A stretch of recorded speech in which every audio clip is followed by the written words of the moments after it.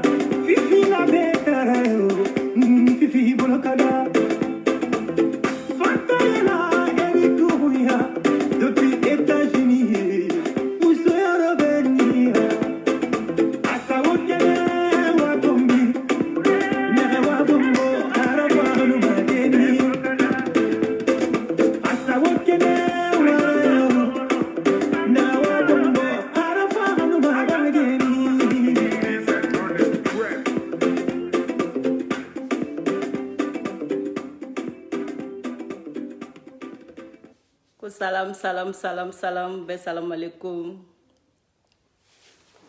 Donc, Kabefou, la famille, Kabefou, Kabewale Mando.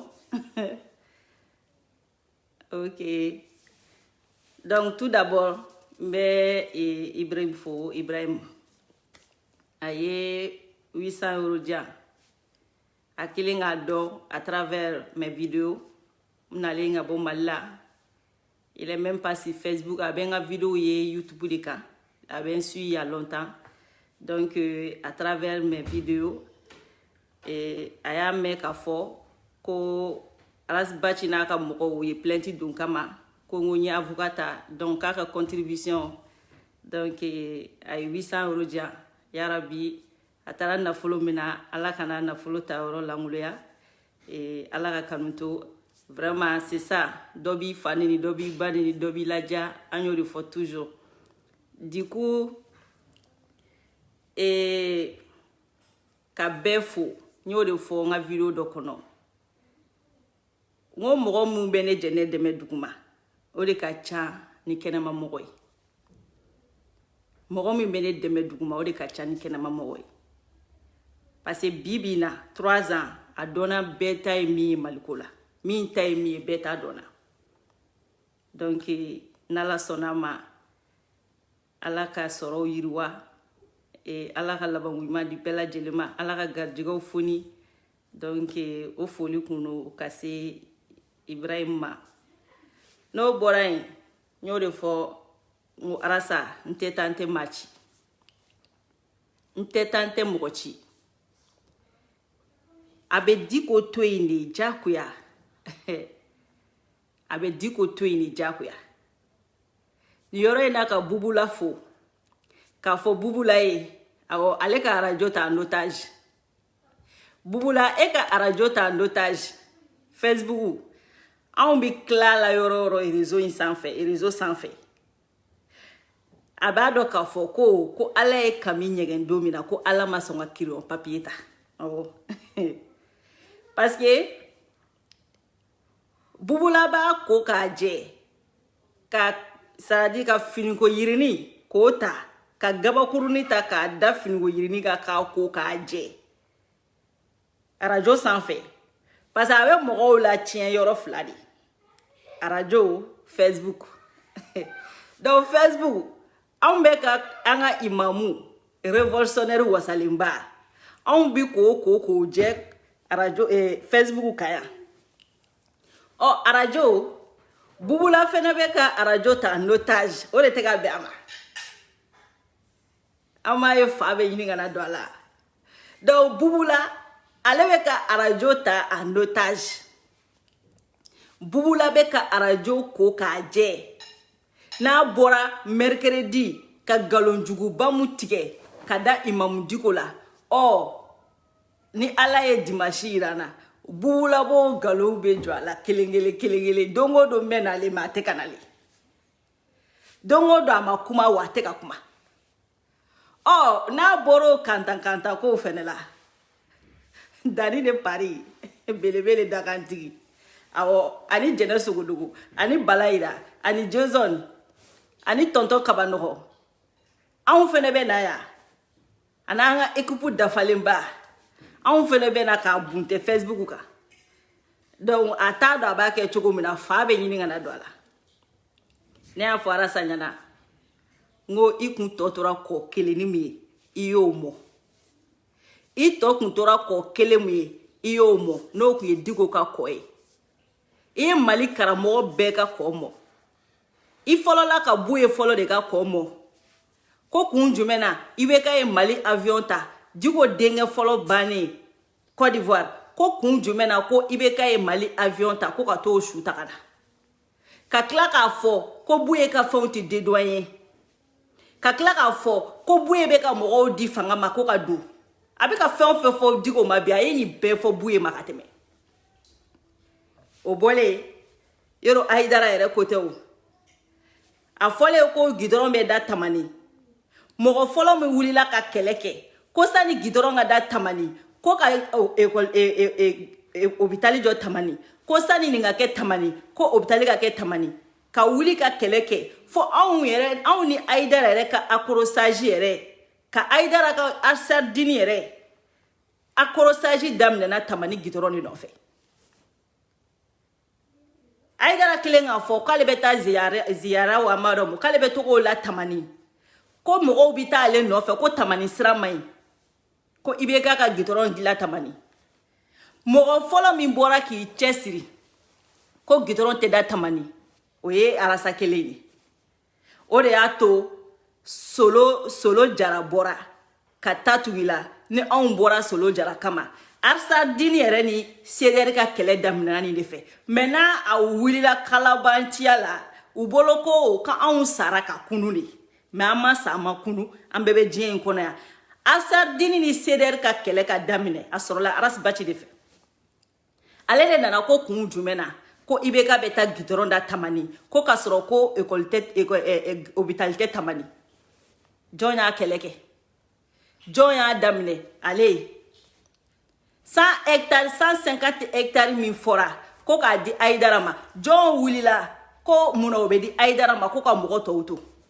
A video be. A shima efasi. Me amena doni.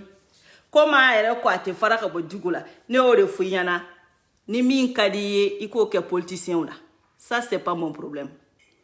Parce que ne jene ore fo. Ini politicien ou toujours obi nyala. Ibulu faneni. Ulubi pardonner. Ibulu baneni ulubi pardonner diko te politicien ye amadeli ka ke politicien ye aye fendo de kundo hɔrɔnya la danbe la ni Diko kun ma nin kɛlɛ kɛ wala an kun bɛ tigɛ Diko la an kun bɛ tigɛ Diko la 2012 Diko de wulila yan k'u ka misiriw yɛlɛma ka kɛ kije ka IBK manja maliyɛndenw ye IBK ye erreur fɛn o fɛn kɛ silamɛw la IBK to premier ministre la IBK ye silamɛw gosi ka mɔgɔw bila ka don fo misiri kɔnɔ ka silamɛw bugɔ jɔn y'o image kolon ko ka bɔ IBK la Diko tɛ e de bɛna kɛ Diko IBK ka chien berger bi e de bɛn'i sigi ko mɔgɔ t'i nɛn ta k'a da IBK ko la e min ye maliyɛndenw bɛɛ wuli ka maliyɛndenw bila IBK la kara fɛn o fɛn bɛ IBK kɔ mangoya fɛn o fɛn bɛ IBK kɔ neri fɛn o fɛn bɛ IBK kɔ e arasibaci ka kara don e ka neri don e ka mankutu tiɲɛ don e ka tɔgɔ tiɲɛ don e ka lebu don e ka fɛn bɛɛ lajɛlen don e de bɛna bi k'e bɛ IBK tɔgɔ k'e bɛ k'IBK ka défenseur anw ɲɛna o bɛ se ka kɛ e bɛ se ka mun kɛ IBK ye ko Diko ma k'a ye n'i y'a ye bi e bɛ kɛ IBK ka défenseur ye min y'a ko k'a jɛ fɔlɔ mɔgɔ jumɛn fɔlɔ y'a ko k'a jɛ mɔgɔ jumɛn fɔlɔ y'a ko k'a jɛ IBK tɔgɔ kun bɛ se ka fɔ silamɛw ye IBK tɔgɔ kun bɛ se ka fɔ segukaw ye jɔn y'a to IBK ka campagne kɛra Segu ala ni Diko n y'a vidéo jɛ yan n y'a vocal jɛ yan a ma dogo maliyɛnden si la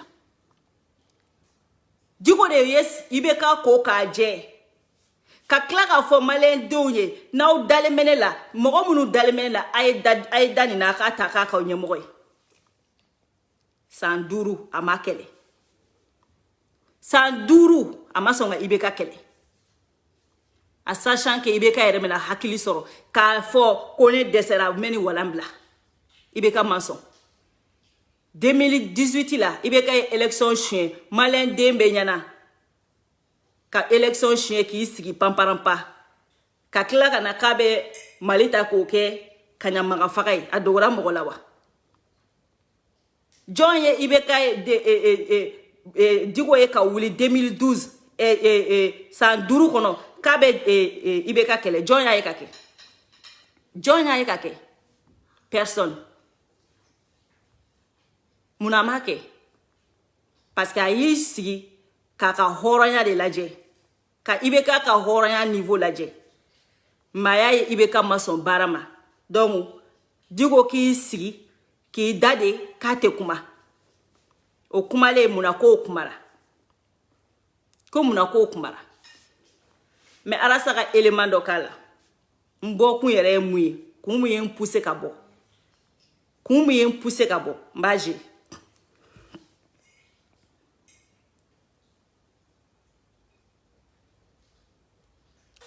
a y'a kɛ to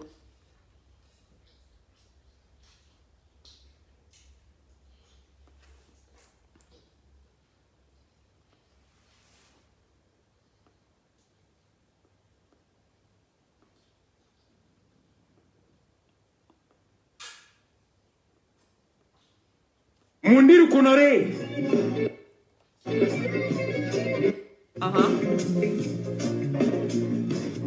Ntigera uladi. Horonya lantigera Dikola. Horonya lantigera kaujimna. Chef late ka fo de rasa de beka fo. Ba kurutu munde. Diko ka general kura kauje de bubula.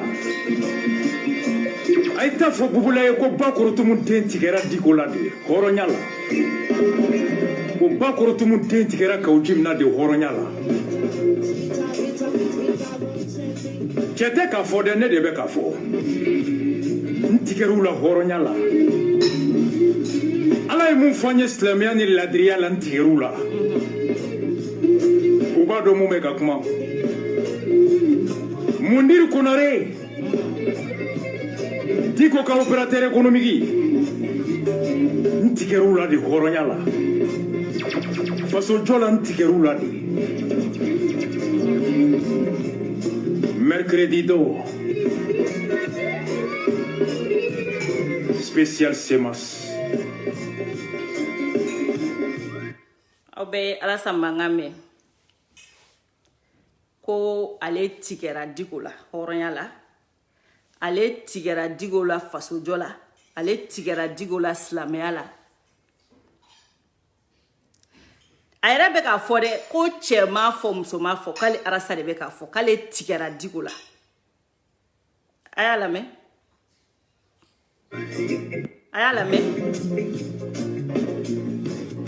n tigɛra u la de hɔrɔnya la n tigɛra Diko la hɔrɔnya la n tigɛra Kawujim na cɛ fila tɛ k'a fɔ dɛ arasa de bɛ k'a fɔ ba Korotumu den Diko ka général kura Kawujim de Bubula a ye taa fɔ Bubula ye ko ba Korotumu den tigɛra Diko la de hɔrɔnya la ko ba Korotumu den tigɛra Kawujim na de hɔrɔnya la cɛ tɛ k'a fɔ dɛ ne de bɛ k'a fɔ n tigɛr'u la hɔrɔnya la Ala ye mun fɔ an ye silamɛya ni ladiriya la n tigɛr'u la aw bɛɛ ye nin mɛn dɛ arasa de filɛ k'a fɔ Imam Diko ma k'ale tigɛra o la hɔrɔnya la a tɔ tɛ sa a ka dɔgɔya ye ne m'a fɔ aw ɲɛna depuis kɛlɛ in ma daminɛ ne jɛnɛ m'a fɔ aw ye n ko Diko bɛ dɔgɔya nin ko in na u ma bɔ pɛtɛ ni ye Imam Diko de dɔgɔyatɔla ye arasa fɛ komi arasa baci b'a dɔn k'a ka silayi ta ye mun ye mɔgɔ caman t'o lamɛn mɔgɔ caman ka sira t'o la donc a b'i permettre kuma bɛɛ ka manamanakanw fɔ mais sauf que a yɛrɛ ka mɔgɔw de bɛ tila k'a tigɛ ka taa tɔ juguya ka taa a tigɛ ka mɔgɔw photo ni fɛnw bila kan parce que mɔgɔ t'a ka silayi ta ye mun lamɛn ni min k'a fɔ de arasa baci de bɛ k'a fɔ Imam Diko ma k'ale tigɛra Imam Diko la ebe Ibeka mun ka kɛlɛ la hali ni ye micro di Ibeka ma k'a ka fɔ k'a tigɛra Imam Diko la a t'a fɔ a ka éducation t'a permettre ebe bubu min ka kɛlɛ la ni ye micro di bubu ma bi wallahi bubu fa ye éducation min don a la bubu ba ye éducation min don a la a tɛ bubu permettre wallahi ka Imam Diko dɔgɔya ne y'a fɔ e o nge ma éduquer nge ye Mali éduquer de 2016 Sadou Diallo Gaumeri o ye min fɔ arasa ma b'a kala o b'a lamɛn wallahi mɔgɔ caman ye arasa dɔn san 4 ka kɔni ye a ye fɛn o fɛn fɔ arasa ma gɔn tɛgɛ de don Sadou Diallo a ye arasa lakunu k'a ka n'i sigi a ka Sadou Diallo lamɛn e sɔnna Sadou Diallo ye kuma fɛn fɛn fɔ e ma san 4 o ka jɔ e la e sɔnna k'o kɛ Sadou Diallo b'a fɔ a ka kuma kɔnɔ ko arasa tɛ révolutionnaire tɛ éducation t'a la mɔgɔ marabali de don a tɛ mɔgɔ bonya n b'a je aw b'a lamɛn mais sani bɛ Sadou kala mun y'a ni Sadou se ɲɔgɔn ma ne m'a fɔ aw ɲɛna ne jɛnɛ m'a fɔ aw ye n ko 2016 n ko ni kun bɛ Ibeka de ka baara la cɛ o cɛ n'i magara Ibeka la a bɛ bɔ k'i gosi parti politique minnu bɛ yen nɔ ɲini Ibeka tɛ parti kelen na ni i kɛra ministre ye a bɛ taa tugu i la ne m'a fɔ aw ɲɛna a ye Sadou dɔgɔya mun kama Sadou Diallo a y'a dɔgɔya mun kama nka o denmisɛnninw ko k'u bɛ bɔ ko ka marcher o wagati ko état d'urgence bɛ yen mais Sadou k'u ma komi aw ka hakɛ don ka marcher bon état d'urgence bɛ yen mais n b'a to aw bɛ taa ne kɔni tɛ autorisation d'aw ma mais a ye taa aw ka marcher kɛ Rasbachi de bɔra ni jugu si tɛ yen n'a ma min da Sadou in kan fo obligera ka bɔ c'est-à-dire a bɛ ka min kɛ Diko la ne de y'o fɔ e ɲɛna fo ka dugukolo meleke Diko t'i jaabi ka ne jɛnɛ balolen to ka Dani to yen ka Bubula to yen ka Bala Yira to yen ka Jason to yen wallahi ka Bubu alasa ka Diko denw to yen wallahi ka Diko ka généraux to yen ka généraux to yen wallahi Diko t'i jaabi ni Diko ye jaabi don o don bɛɛ bɔ Diko k'o don n y'a fɔ Diko ɲɛna dɛ n'a y'a da don i da la don o don n bɛ bɔ a k'o don a k'i tɔn bolo an denmisɛn dama don an bɛ tila ɲɔgɔn na yɔrɔ o yɔrɔ mais e de mago bɛ tɔgɔ la e de mago bɛ nafolo la e de mago bɛ sanga la e de mago bɛ ja la anw mago ɲalen don anw mago ɲalen don mais anw bɛ tile la yɔrɔ o yɔrɔ e b'a dɔn k'a fɔ ko ala ye kami ɲɛgɛn ka sɔrɔ a ma kiron papier ta ne m'a fɔ aw ye n ko mɔgɔ o mɔgɔ n'i ye IBK ka fanga dɔgɔya ou bien n'i ye kojugu ta k'a ɲɛsin IBK ka fanga ma parce que Gao denmisɛnninw ko k'u bɛ bɔ ka marcher contre gɛlɛya mun b'u kan contre État tɛ ka sécurité min ta ka da u kan olu bɔra k'u b'o o kɛlɛ min kɛ dɛ Gao maire ko k'a tɛ se ka autorisation d'u ma parce que état d'urgence bɛ yen mais a bɛ se k'u autoriser verbalement u ka bɔ u ka marcher Aras Bachi ko mun na k'o y'o fɔ ko irresponsable k'o dɔgɔya ka di IBK ma ne m'a fɔ o ye ko ne tun bɛ IBK ka baara de la depuis Ala ka nin dan nin bɛ IBK ka baara de la ani puruti tulen ɲɔgɔn na de dɛ a bolo ko bu mina kɛ puruti la dɛ a y'a ye k'a fɔ n'a ma population fara a yɛrɛ kan u b'a kari wo kɔnɔ parce que o y'a sɔrɔ IBK mago t'a la bilen o y'a sɔrɔ a ye san saba presque san fila nin kɔ k'a bɛ ka IBK ka fanga ko k'o jɛ o y'a sɔrɔ a ye opposition bɛ nege bɔ maliyɛndenw na ka Sumayila nege bɔ maliyɛndenw na ka Cɛbilen nege bɔ maliyɛndenw na mɔgɔ o mɔgɔ bɛ yen k'i bɛ se ka ngara da IBK la a y'olu bɛɛ nege bɔ maliyɛndenw na donc IBK y'a ye k'a fɔ a ye bɛɛ mangoya tuma min na IBK fana tun bɛ ka ni a cɛ k'a fili poubelle la a y'o de ye donc a bolila ka taa I bala anw na sa k'a bɛ maliyɛndenw ka kɛlɛ kɛ sinon depuis Ala ka nin dan hali n'i ko k'i bɛ bɔ ka marcher IBK tile la mɔgɔ min tun bɛ t'i sigi arajo la k'i dɔgɔya o tun ye Aras Bachi de a ye Saadu dɔgɔya Saadu ma foyi k'a la ko pourquoi Saadu ye autorisation di Gao denmisɛnninw ma verbalement k'olu ka taga marcher k'olu ka taa marcher k'o ye irresponsable k'o dɔgɔya ka émission sigi o kan à la fin fo bɔra k'a jaabi Saadu bɔra k'a jaabili min kɛ a ye Saadu lamɛn k'a yira aw la ça fait 4 ans mɔgɔ dɔw ye nin classé ka nin b'u ka vie la ka nin kɛ c'est à dire jogo fɛn fɛn bɛ ka fɔ a ma bi mɔgɔ dɔw ye nin détecté depuis 4 ans anw de m'a ye joona mais alhamdulillah a y'a lamɛn dɛ. Si j'étais le maire même de Bamako, il ne pourra pas insulter nommément le Premier ministre et le ministre du gouvernement. Je fermerai sa radio, sinon je le boucle. Parce que c'est pas ça la démocratie. S'il vient à Gao, il insulte un citoyen de Gao comme ça, nommément je le boucle. Et à Bamako, si j'étais le maire, j'allais le boucler. Parce que ça me donne droit de le boucler. Il ne peut pas atteindre à la dignité humaine. La démocratie n'a pas dit ça. C'est vrai. Il ne peut pas insulter le Premier ministre. Il a 74 ans, le Premier ministre. Il est plus âgé que son père. Moi, j'ai 60 ans. J'ai le même âge que son père. Il ne peut pas m'insulter. Il insulte Soumaïla Cissé. Soumaïla Cissé est une personnalité qui a travaillé pour l'Afrique et le monde. Modibo Sidibé a géré ce pays pendant des années. Kébien Dramé a géré ce pays pendant des années. S'il était responsable, s'il y a un irresponsable, c'est lui. On n'insulte pas un ancien maire, un ancien gouverneur, un ancien responsable à qui le peuple a donné sa confiance. Ça, c'est de l'irresponsabilité. Si moi, je me permets de le répondre parce qu'il est irresponsable, je l'ai approché, je ne le regrette pas parce que je sais que désormais, ce n'est pas un homme un rasta que j'ai voulu supporter, ce n'est pas un révolutionnaire non plus que je puisse supporter. Lui, il sait. Je n'ai pas l'habitude de raconter des histoires. Je l'ai invité chez moi. Il est venu à Niamana de 10h à midi. Il sait ce qu'on s'est dit. Quand il est parti chez moi, chaque mois sur son Orange Money, il voyait des sommes. Mais je ne lui demandais pas de me faire des fleurs. Donc il ne va pas me prendre pour un inconscient. Je lui envoyais des petites maudites sommes, mais je ne l'ai jamais demandé de me faire des fleurs. Je pensais que c'est un enfant qu'il faut soutenir pour sa révolution. Mais il est moins que rien, il n'est pas un révolutionnaire. C'est un perturbateur, un destructeur. La seule chance qu'il a eue, il est cultivé. Peut-être, bon, j'ai dit cultivé parce que Amsé ton canal gagnant.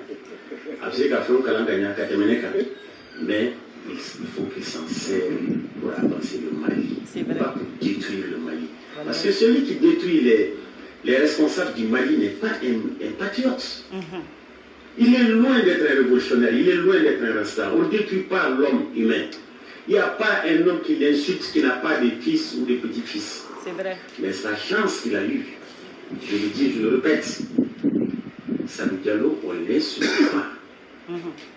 J'ai des enfants, j'ai 6 enfants que j'ai donné au monde. Il n'y a pas un chemin parmi eux. C'est des arbres. Arbo aussi, c'est pas ce que ça veut dire chef. Je suis un chef peuple. On ne m'insulte pas, on ne m'humilie pas. Parce que j'ai rien fait pour être humilié. Depuis que j'ai commencé à travailler jusqu'à l'autre jour, je me sacrifie pour ne pas être humilié. Je respecte. Alors je l'interpelle de respecter les gens. Et qu'il arrête d'insulter. Si je le pardonne, il y a des gens qui ne vont pas le pardonner. C'est vrai. Il faut qu'il arrête. S'il veut avoir de l'avenir, il faut qu'il se respecte. Se respecter, c'est n'est pas appeler. Quelle façon son boulot des journalistes? Quelle critique? Il peut critiquer, mais pas insulter nommément une personne physique. Mais il est de quelle éducation? Pas malien, cette éducation n'est pas malienne. C'est vrai. Il n'est pas européen non plus. On n'insulte pas quelqu'un. Pourquoi tu es mon nini? Il sait qu'à moi, la Maria, comment on dit là, et conseiller quelqu'un, tu peux critiquer. Il sait qu'à moi, critiquer. Critiquer, il sait quelqu'un. Mais quand moi, nini, nommément, en tout cas, même si je ne connais pas sa mère, je suis son oncle, je le conseille d'arrêter d'insulter nommément les gens. C'est un conseil de sage. Et je l'invite à être sage. Je l'invite à ne pas insulter n'importe qui. On n'insulte pas n'importe qui. On n'insulte pas n'importe qui. Horombi. Ne Horoye, ne Ardoye. Ardo veut dire chef un peu. Et je m'assume. Je ne mets pas en garde, mais je le conseille d'arrêter d'insulter nommément les gens. Je ne le mets pas en garde. Parce que ce qui lui arrive, à l'ère de Bassi Aérma. Mais je le conseille juste d'arrêter d'insulter nommément les gens. Il peut critiquer. Critique le gouvernement, critique l'opposition. Mais arrête d'insulter nommément des gens parce qu'on est des nobles, on a des enfants, on a une famille. Voilà, c'est ce que je voulais dire. Et que les gens m'excusent, mais pas mal à me poser un secours. Ah oui, journaliste, Mbaka la Paula, Wala, à Kafam, Malien la Monendo, Mali, et Yamana Badido, comme l'indépendance Manatua, où il y a un Bonia, on a un peu de Bonia. Bonia, mon bataïka, d'où on dit. C'est vrai. Ni fa, ni ba, ni la mon. Il y a la bonne, tu vois, ne mi lamona santan nani dɔrɔn ne fa ni ne ba ni lamɔ santan nani ne bilala ka taa jamana kɔfɛ ne kɛra cɛ ye ne ka cɛya c'est pas pour me vanter hali mɔgɔ mun y'a wolo n'a ɲininka o b'a dɔn ne ye cɛ ye mɔgɔ mun y'a wolo n'a ɲininka o b'a dɔn ne ye cɛ ye mais ne y'a jaabi parce que non seulement a ye mun mais il y a ye premier ministre ɲini min ka kɔrɔ n'a fa ye. Et puis, ailleurs, il va contredit. Quand il faut être au calama, nous vont compter à calama. Oui, tiens, il est à calama. Alors qu'on est ignorant parce que nous connaissons à calama. Après, une seconde, il y a un premier ministre, il y a un gouvernement. On est fait nous deux. Tu vois, là, on a dit malien. Donc, entre nous deux, qui est idiot? Alors, je pense qu'il y a plus idiot au Mali que lui parce qu'il insulte. C'est vrai. Il se mêle de ce qu'il ne connaît pas. Dis-lui que l'histoire de Gao a Kabo Mwomika Léréma. Elle est Kabo Kodo Gao Koma. A Canada Dola, avec Bamako, avec Bango Kachoudon. Après le ministre est pour l'anti-gagnant à Vizeka Maï. Mais à les ministres à Mangaka à Outo et les Kani. Mais Gawata Kalam. Donc, il m'a fou. Obéi à Fama. Parce qu'il y a une bataille comme une fois, je parle avec mon cœur. Je parle avec mon cœur. Que je m'excuse près de tous les gens qui vont m'écouter. Je ne suis pas vulgaire, je ne suis pas... Mais ce garçon est mal élevé. Il faut qu'il arrête d'inciter nommément les gens. Au Mali, on a appris l'éducation à nos enfants. C'est ça notre richesse. Si le Mali a une richesse sur le respect de soi, sur le respect de l'autre, c'est là qu'on est mieux que beaucoup de pays. On se respecte.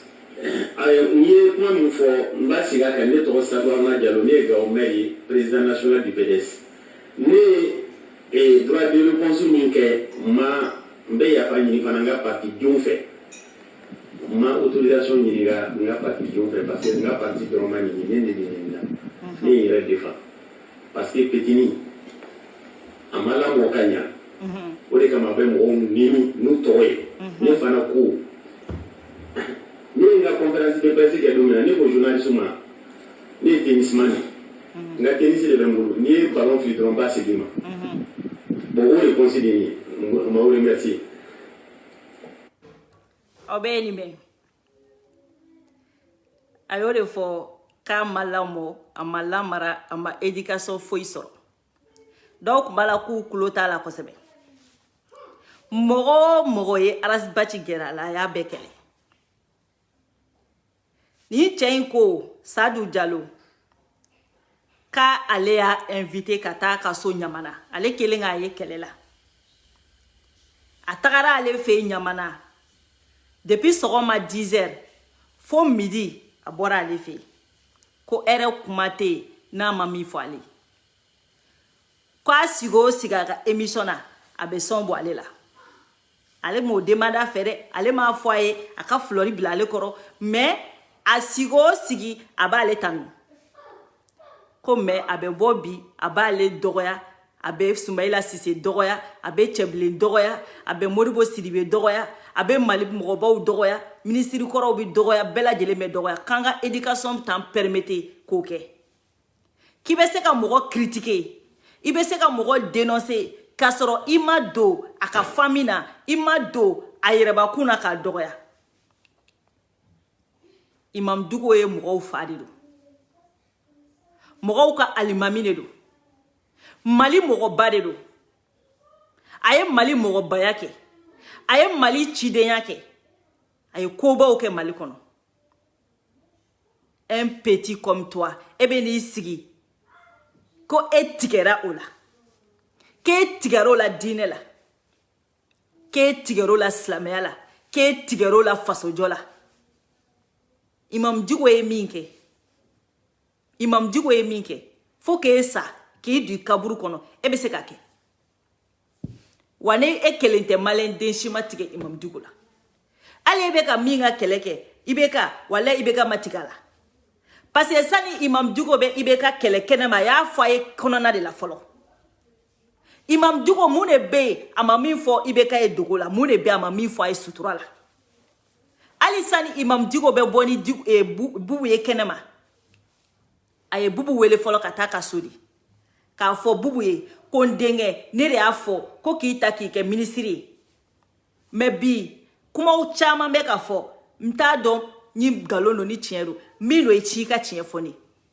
Bubu ye a ta ɲɛfɔ a ko Bubu ma i tilala nin bɛɛ la tuma min na bɔ i ka taa kɛnɛma i ye min fɔ ne i ka taa sigi ka taa fɔ maliyɛndenw ye Bubu sera ka kɛ Bubu m'a kɛ ɔ ko Dugo k'i sigi ko parce que ko o bɛ ka wari sɔrɔ parce que katikati bɛ dir'o ma parce que o bɛ sɛ dun parce que o bɛ nin kɛ e t'a dɔn k'a fɔ k'e bɛ ka Dugo ka promo de kɛ e yɛrɛ da yira maliyɛn bɛɛ la ko Dugo tun bɛ ka 8,000,000 sɔrɔ kalo o kalo Dugo y'o 8,000,000 mɔgɔ min bɛ 8,000,000 d'i ma n'i kɔni y'o kɛlɛ o tɛn'o d'i ma tuguni Dugo y'a préféré ka ja ka 8,000,000 kɔ maliyɛndenw kama e bɛna mun fɔ Dugo ye k'e tigɛra Dugo la ɔ ni e tigɛra Dugo la anw yɛrɛ tigɛra e la o mais sani anw ɲɛnamaw ka tigɛ e la su tigɛra e la fɔlɔ ne de y'a fɔ yan e ka bɔ k'a fɔ maliyɛndenw ye k'e bɛ Yaya Jibo ka so donda k'e b'a yɔrɔ dɔn Yaya Jibo bɛ sa don min na ne de y'a fɔ Yaya Jibo bɛ sa don min na a sara ka den 2 de to a bolo Yaya Jibo den fɔlɔ tun bɛ san 2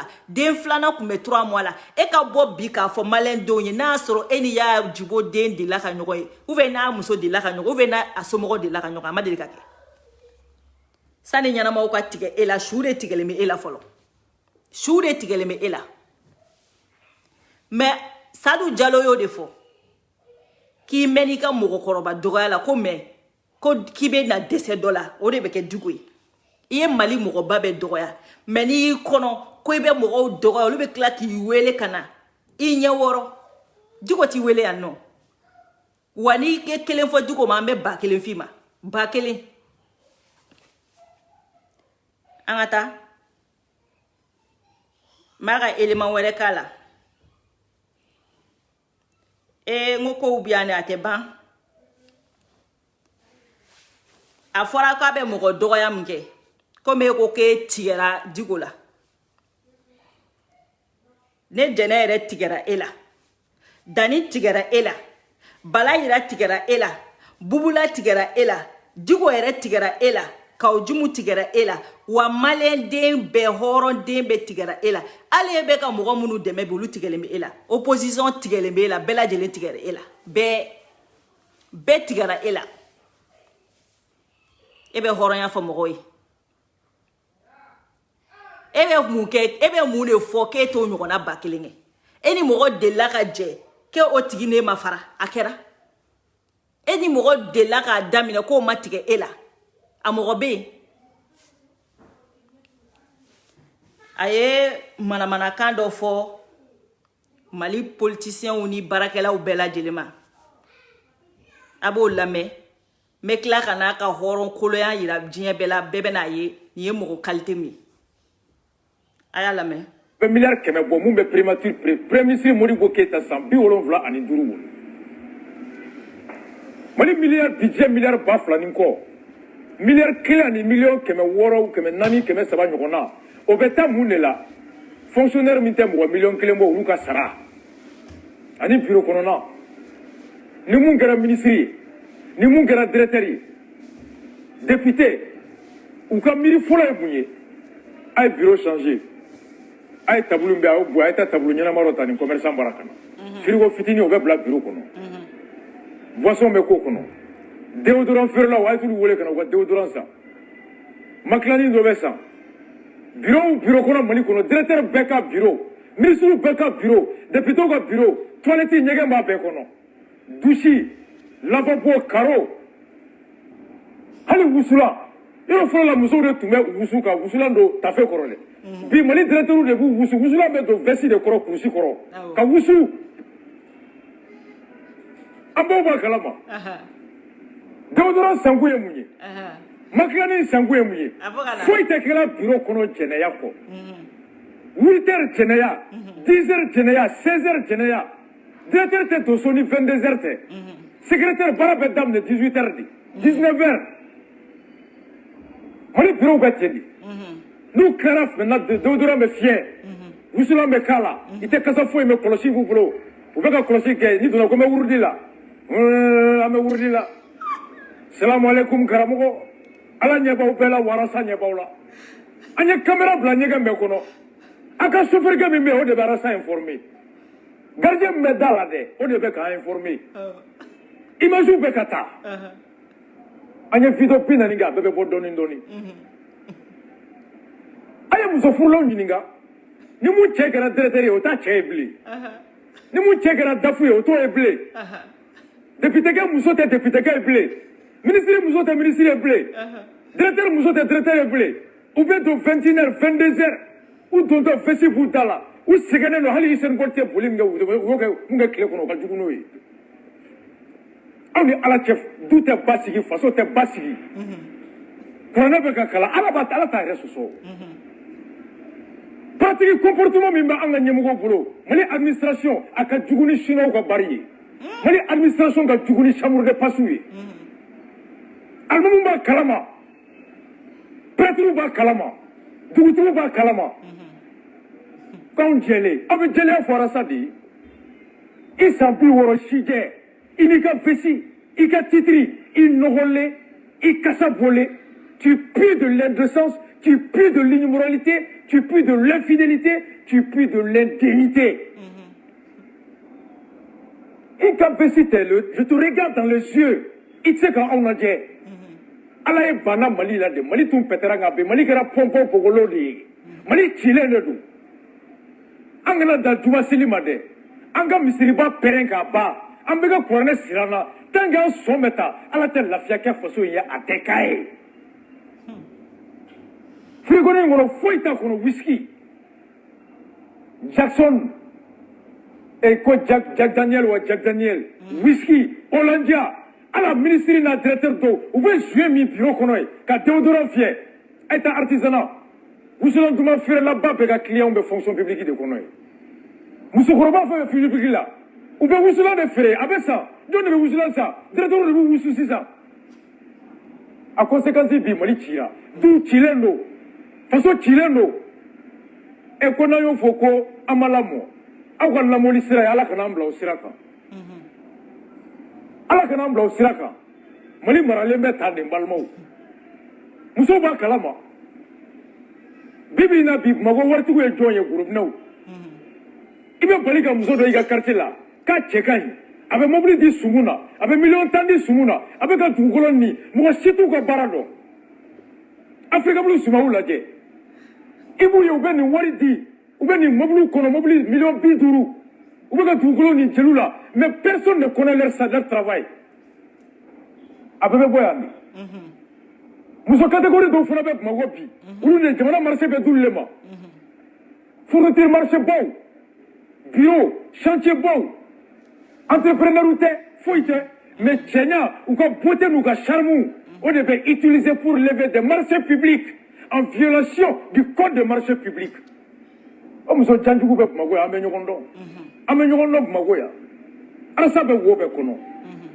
mais an bɛ bɔ ni mun ye yan faso ye a bɛ jɔ wallahi a bɛ jɔ a kɛra pɔnpɔn pogolo ye nka an b'a dilen a cɛkɔrɔba nafigi a bɛɛ bɛ lebu musokɔrɔba nafigi a bɛɛ bɛ lebu a député zon a bɛɛ bɛ lebu a ministre zon bɛɛ bɛ lebu ne tɛ dɛ yɛtɛ ne tɛ dɛ la génération de Rasta est partout jamana min administration kɛra jɛnɛyakɛyɔrɔ ye jamana min kɔnɔ ɲɛmɔgɔw taabolo de ye nin ye ko ala ka hinɛ o jamana la ni ala m'o jamana ci komi a ye Babylone ci cogo min o kɔrɔ ko ala y'a yɛrɛ sɔsɔ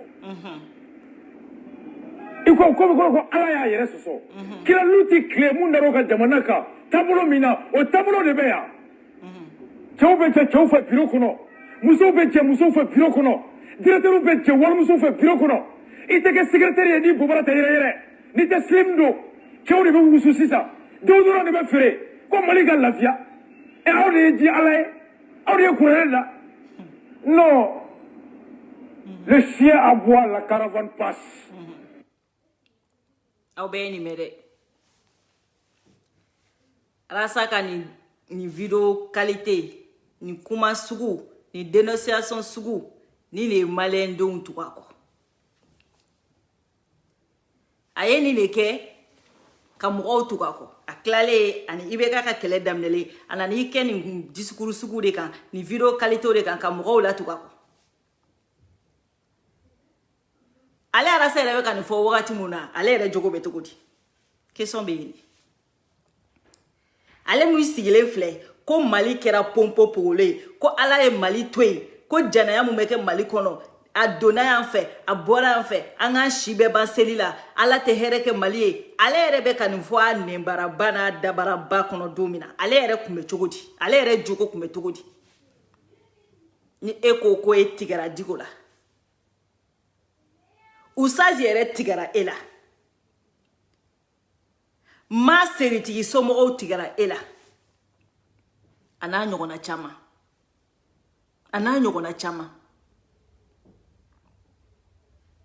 donc an bɛ arasa yɛrɛ bɛ janaya komi a yɛrɛ ko janaya mɔgɔw bɛ janaya kɛ i bɛ nin fɔ wagati min na o kan ka sɔrɔ e yɛrɛ tɛ janaya la dɛ i bɛ nin kuma sugu b'i da kɔnɔ yɔrɔ min na o kan ka sɔrɔ e yɛrɛ wallahi e tɛ gɛrɛ janaya la kuma tɛ k'a kɛ mais janaya kɛla ka n'i sigi k'ale bɛ mɔgɔw dénoncer wali muso minɛna ka n'i sigi k'ale bɛ mɔgɔw dénoncer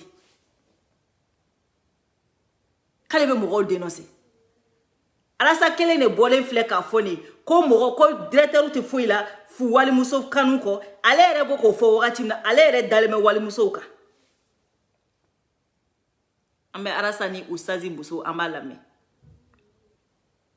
walimuso i ka alimami muso i terikɛ muso e de bɛ n'i jɔ k'e bɛ hɔrɔnya fɔ maliyɛndenw ye ne m'a fɔ n ko terme dɔw bɛ arasa n k'e kana bɔ i da kɔnɔ olu termes kan ka haramuya i da ma de a ka mɔgɔw bɛ yen hali sini sɔgɔma baba ka épisode dɔw bɛ yen u ma se k'a lamɛn parce que u b'a dɔn k'a fɔ ko tiɲɛ de don u b'a dɔn k'a fɔ ko ale de don mɔgɔ bɛ se ka mɔgɔ si nkalon kan mɔgɔ bɛ se ka mɔgɔ si parce que ko n fa nɛnina nɔfɛ mɔgɔ bɛ se ka mɔgɔ si ten ka adamaden si ten parce que ko ne ye sɛgɛn dɔ k'a nɔfɛ e faso jɔla don ne faso jɔla don mɔgɔ min b'a fɔ ko janaya man ɲi beta ye janala eni ala na la krache no ye denya na mebe tuko ne bi yere kala mebe tuko mo suko mo mi bora ka ni befo sisa awu ni ala na la krache o toko kanga ye janala kuma te wali musoma kuma ta terika musoma a terika muso ko kuma ni o kuma tien a chebolo fo bi musoma na ka sofalo fo bi musoma na o be ara san la gare la me ale rebe mi fo janaya ka ale rebe janaya la Yo Allô? Oui. oh Fanyon Ne fane la musa blentu la ntrum sofe. hein Musa blentu. Ite man ko fe. bon c'est ça ni ye usazi muso de ye abe ko wele ko be mi ayo wele amo soro o segina ka wele ka kunya ale wele wa aba fo ma ko awo ko be mi o ba fo kale be musa blentu la ite man ko fe komini ena Ah? il est taxi ta quoi ni sera Bougiba la fièvre Awo. voilà ni sera Bougi ni la fait Bougiba la fièvre Ok. voilà Ok. je voulais savoir Bon, mena on constant. ni ya ketola de ka rendez-vous di usazi musoma almami muso ni ya ketola de ka rendez-vous doma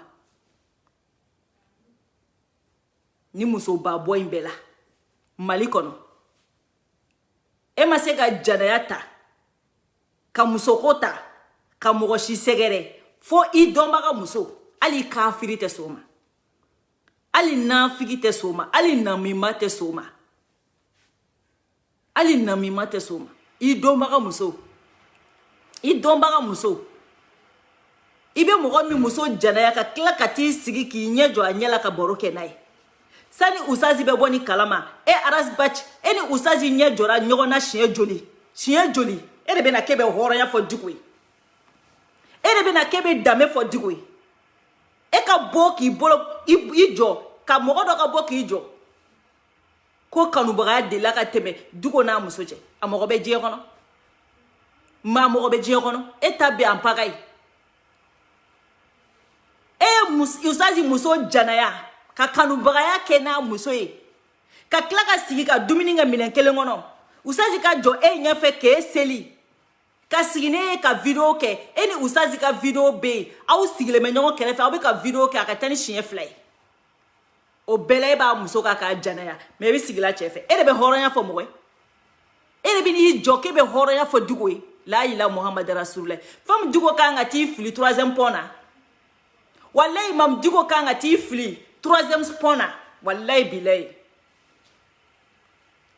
ni mam digo eni me wallahi kanga ti fili 3e spawner kada kebe horonya fo mokoy mali dugo koloka après avoir couché avec ton propre ami la femme de ton propre ami erebena kebe horonya fo mokoy erebena kebe dame fo mokoy ne ma fo ngeri dame ma delika nyogoye eni horonya ma delika nyogoye wa barika ne ki mango barika de pala ki da ima delika barika e ka fo makali ani sokoma ni barika tiko barika be diko ko voilà ni barika tiko te mu noy o yere de noy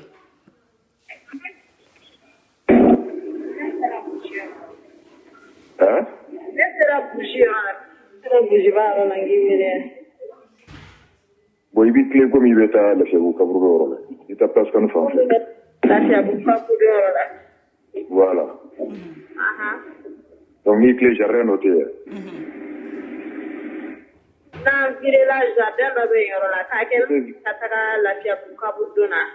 oh il te viré ça ni dona rond-point mon droit il ta place quand il te travaille Ok.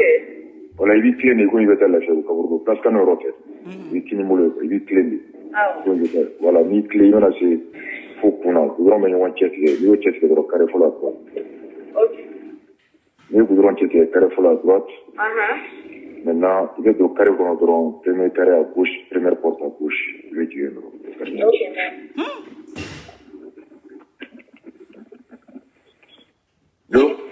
ni ne nani sigi kale tigara imam digola Han? I terikɛ muso. E terikɛ muso. Alimami muso. Ko wele. Den 4 b'u ni ɲɔgɔn cɛ. 20 ans de mariage. Ko wele. Ka rendez-vous d'o ma. Ko ke sɔrɔ Lafiyabugu bujiba yɔrɔ la. O kan ka t'i sɔrɔ so min kɔnɔ k'o bɛɛ fɔ o ye. Han? Ka I da o kan. Ka musoko duman ko la. Ka tila ka bɔ o la k'i ko k'i jɛ. I yɛrɛ ka kuma. K'i ka wusulan wusu. K'i ka parfum k'i kan. Ka tila ka t'i sigi Carrefour kɔnɔ. Ka usaji sama k'o sigi kɛrɛfɛ k'an ka video kɛ. E ni Ala n'Ala kira cɛ. E de bɛ hɔrɔnya fɔ mɔgɔ ye. Mali dugukolo kan. Après avoir couché avec Lagare, e bɛ se ka hɔrɔnya fɔ mɔgɔ ye. La femme de ton propre ami. E bɛ se ka hɔrɔnya fɔ mɔgɔ ye. Hein? I terikɛ muso. I ka alimami muso. I jɛɲɔgɔn muso. K'o janaya. Ka promesse ta o ye. A bɛɛ bɛ kow bɛ wo. Mais n ko mina ni de dɔɔni dɔɔni. Lagare yɛrɛ bɛ k'a bɛɛ avouer. Avocat bɛɛ bɛ n bolo. Mais ne tɛ pressé Massa Kuyate ba. Ne tɛ pressé ma o. Lagare yɛrɛ bɛ k'a bɛɛ fɔ k'i da kɔ ale ma k'ale k'i furu sa k'i b'a furu. Avocat bɛ yen plus de 40 minutes. A bɛ k'a ka crime bɛɛ avouer. A bɛɛ avocat bɛ n bolo. N tɛ pressé aw ma fɔlɔ. Lagare bɛ k'a bɛɛ avouer. I n'a ye janaya hakɛya min kɛ o. I y'a nɛgɛ k'i b'a furu. K'a ka bɔ a ka mariage la k'i b'a furu. I ye fɛn o fɛn fɔ Lagare bɛ k'a a bɛɛ avouer. A y'a bɛɛ fɔ. A bɛɛ bɛ n bolo. Mais n bɛ taa dɔɔni dɔɔni de. N tɛ pressé bɔ. A ka complice n'o ye Bu ye. Buduru. A ka complice. A bɛ n'o mɛn. Ale yɛrɛ b'a yɛrɛ identifier. A bɛ n'o lamɛn. A bɛ n'a yɛrɛ identifier. An k'o lamɛn. Oui, allô? Allô, bon, ça va?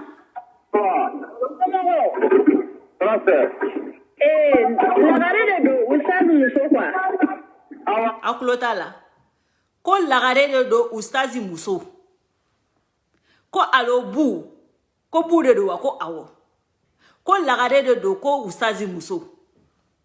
Awɔ, abali madame ça va? Ça va Bu. I b'a kalama ka urgent da ne bɛ yen quoi. Ne kun tɛ so. Ne kun bɛ Baginda. I y'a faamuya. Bon donc bɛɛ allo. Bɛɛ ne retrouver ka ne ye quoi. I y'a faamuya.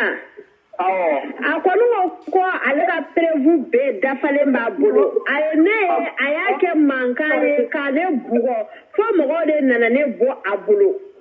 I y'a faamuya. Donc a ko fɛn o fɛn tɛmɛna ne ni ba cɛ. Ale ye ne ka fɛn ale ye prévu bɛɛ sɔrɔ an kan.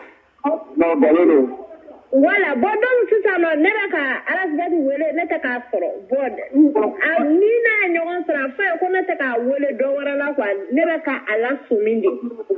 I y'a faamuya? Non, n y'a faamu.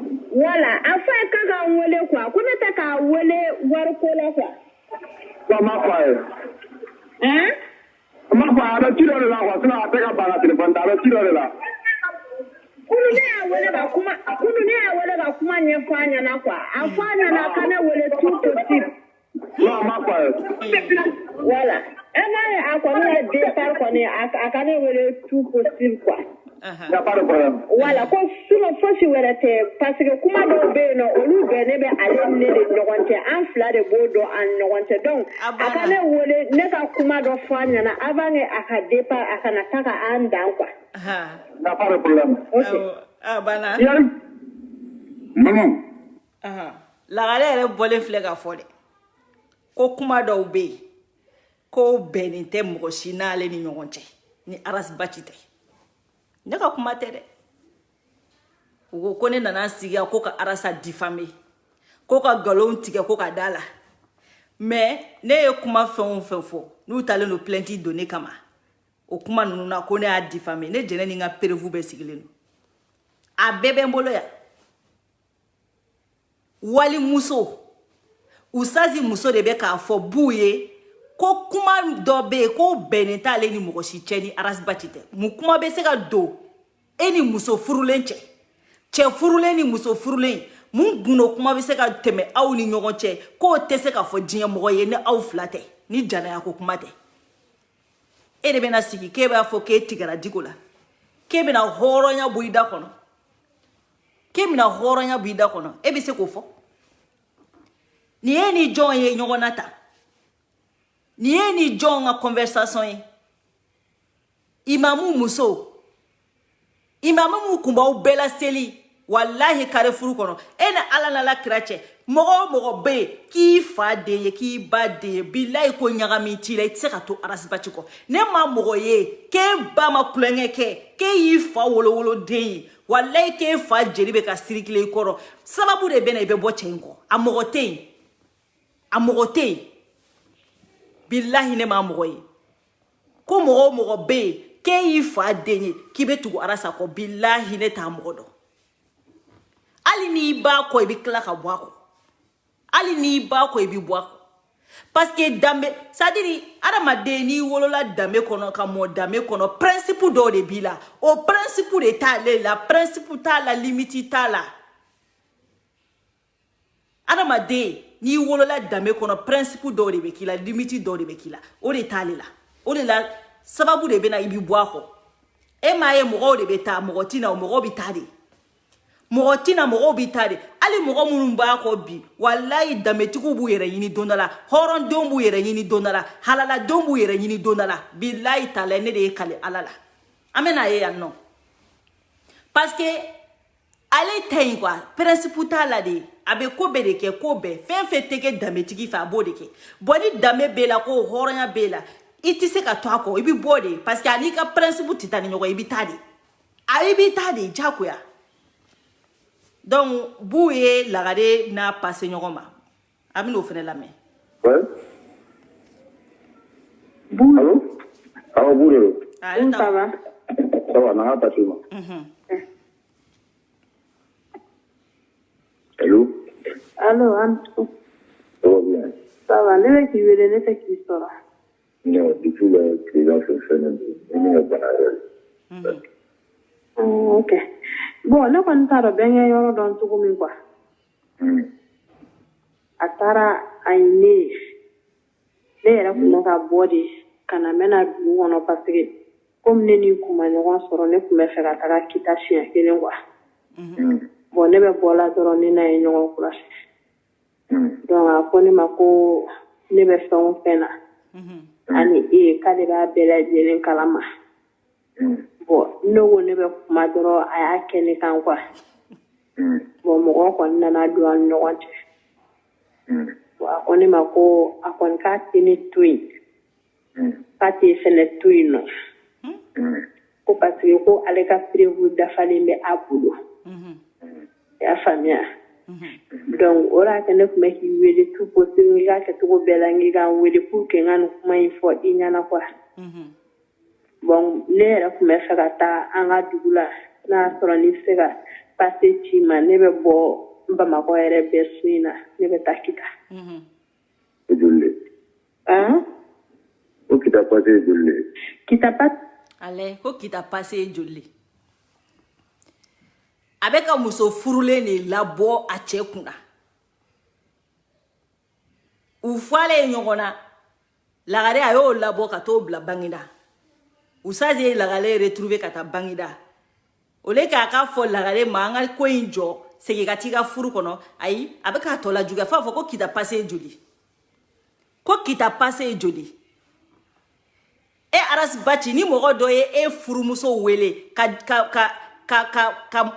kanubagaya kɛ n'o ye k'o labɔ e ka so kɔnɔ ka tila k'a fɔ tugun k'a b'o la déplacer k'o dogo a cɛ la e ni ala cɛ e de bɛ sigi k'e bɛ hɔrɔnya fɔ e ni dugo cɛla la e de bɛ na k'e bɛ hɔrɔnya fɔ ebe ka ninge chemuna iterike muso ebe ka ninge chemuna ika alimami ika karamogo I jenyogo ne muso o de bi bolo ka janayata ibi kla ka ni jo kebe horonya fo mogoy ebe ni jo kebe horonya fo mogoy famu horonya kan ka daka yere faga ni ye alimami muso de ye e bolota ko kita passe joli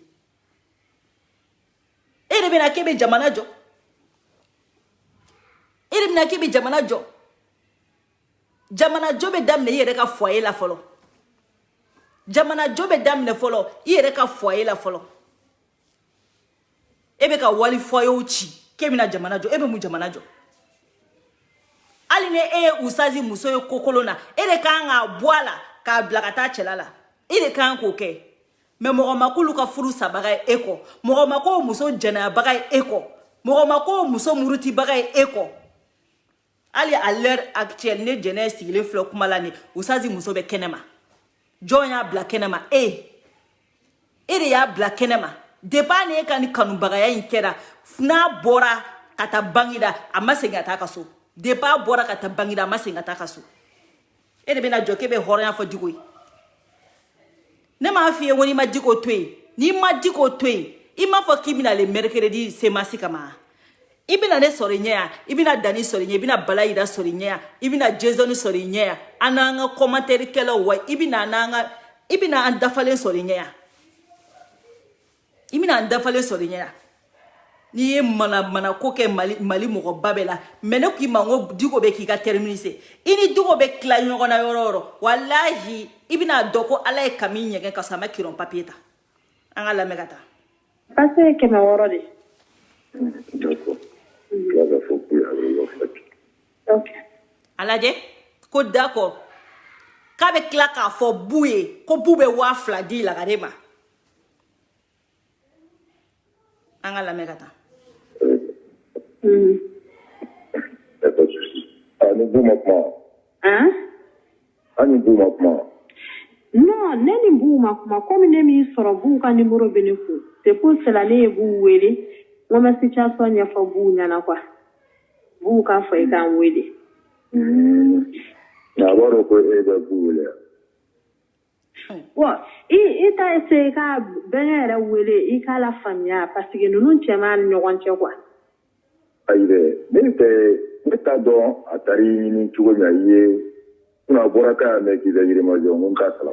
ala ne man fo yana la gare ni aras batch be kan kuma inke domina o ya soro ko kunu ka bora ale ka yorola ka ya fo ale ka yi la gare aya me ko la gare be yiri ma jo kale ko kata kalama ene ala chede bila horonya fo mogoy ma be ka fo usaze yoro mina kate la gare yoro do o ya soro ba kalama ko la gare be badal fena bangida o ya soro ba ko la gare be bangida la gare ba ale de ka entretien kono yi ale be wardi la gare mai la gare be bo bangida kana bamako ale de fe ubu janyogona kufa nu fara kuma mla be klaka la gare passer tike ka wardi la gare ba katida na mogo jira la gare be klaka la gare wele kana bujibala ubu fanyogona nu klala be klaka passer da betida bangida wali muso furu de bunu nyogonche meri de bunu nyogonche den nani be mogo munu nyogonche e ma se ko luka furu gla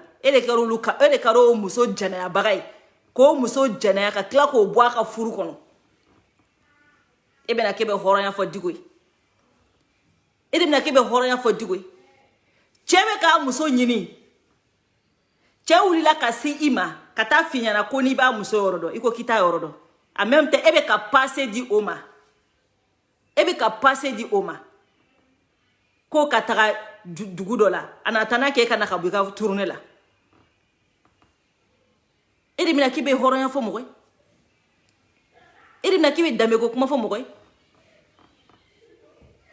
trêve sociale ede mina kibe horonya ko kuma fo mogoy kibe dambe ko kuma fo mogoy e ka horonya bemi dambe bemi ebi iterika musoka ko janaya ebi ni joke tigara digola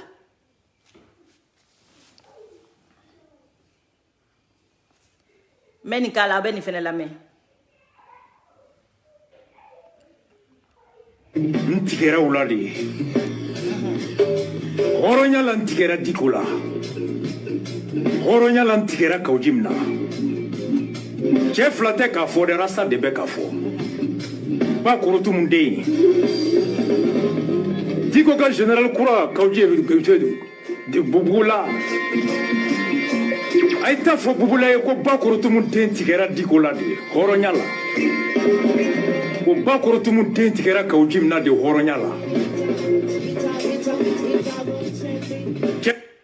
yɔrɔ ye nin mɛn yɔrɔ ye nin mɛn John de y'a fɔ yan ko fanga ye peuple de ta ye John de ye peuple ye bi John tɛ peuple ye bi John de ye fasoden ɲuman ye bi John tɛ fasoden ɲuman ye ko depuis Ala ko san 7 INTM ma grève kɛ ko san 7 INTM ma ka hakɛ ɲini yan INTM ye grève kɛ 4 mois i bɛ ka sigili en 2014 a y'a lamɛn a yɛrɛ bɛ tila ka na yɛrɛ jaabi sisan John de y'a Kawujim ko INTM ni bɛ ka tun ye bɛnkan de kɛ k'u tɛ grève kɛ ko fo 2020 INTM ye grève kɛ en 2019 maa min tɛ siran nkalontigɛ ɲɛ ni tun y'a fɔ ne ye ko Kawujim bɛ nkalon tigɛ n b'a f'i ye n ko ayi ni tun y'a fɔ ne ye ko Kawujim bɛ nkalon tigɛ i t'a fɔ nkalon na maliyɛnw ye n b'a f'i ye n ko ayi John de y'a fɔ n ye ko semasi kɔrɔ de kan ka danbe n'an ka diinɛ ni faso Mali danbe John de ko an ka nkalon tigɛ fasodenw ye ko mɔgɔ delila ka doyen ye grève la Mali la yan wa doyen ye grève min kɛ a bɛ grève 3-4 bɔ nka mun bɛ Kawujim arranger a hakili bɛ jigin o la ni mun t'a arranger a ye o ma deli ka kɛ Rasta est déçu c'est dégoûtant c'est répugnant où est la dignité où est l'honneur n tigɛra u la de ye hɔrɔnya la n tigɛra Diko la hɔrɔnya la n tigɛra Kawujim na cɛ fila tɛ k'a fɔ dɛ Rasta de bɛ k'a fɔ voilà aw bɛɛ ye nin mɛn dɛ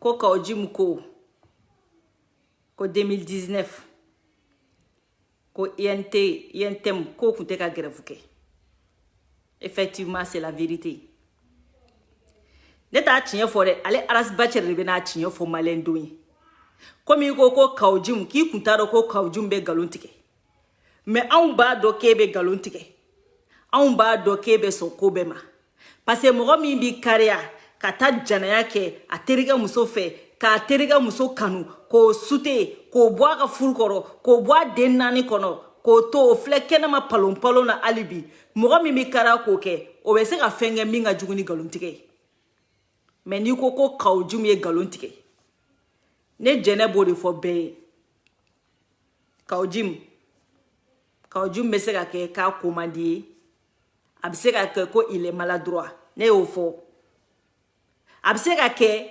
Kawujim bɛ place mun na c'est comme image mun b'a la bi tɔgɔ min b'a la bi âge mun b'a la bi o man ka permettre ka a fɔ ko a k'a bɛɛ fɔ a man ka bɛɛ fɔ a bɛ se ka tɛmɛ dɔw kan a bɛ se ka dɔw to yen ne m'a fɔ Kawujim kuma cogo ka ɲi dɛ mais Kawujim mana kuma i bɛ tiɲɛ dɔ sɔrɔ a kɔnɔ ale Arasa ko Kawujim ye nkalon tigɛ ko parce que ko Kawujim ko grève kun tɛ ka kɛ Bubu tile 2019 tɛ Bubu tile ya Buba ye kun tɛ 2018 ya 2019 tɛ Bubu tile wa ni Kawujim y'o fɔ n'i ko Kawujim ye nkalon tigɛ k'o de y'a to e tigɛra Kawujim na e tigɛra Diko la e yɛrɛ bɛna Kawujim ka tiɲɛ d'a ma cɛ t'a di dɛ ne jɛnɛ t'a di dɛ e yɛrɛ de b'a n'a d'a ma sisan e yɛrɛ de Aras Bacɛri bɛna d'a ma sisan n'o de f'i ye sa n ko n'anw tilalen la diɲɛ don o don n'anw tilalen e la e b'a dɔn k'a fɔ ko k'i sera Dandugu Diko de y'i ka terminus ye John de y'a fɔ yan ko fanga ye peuple de ta ye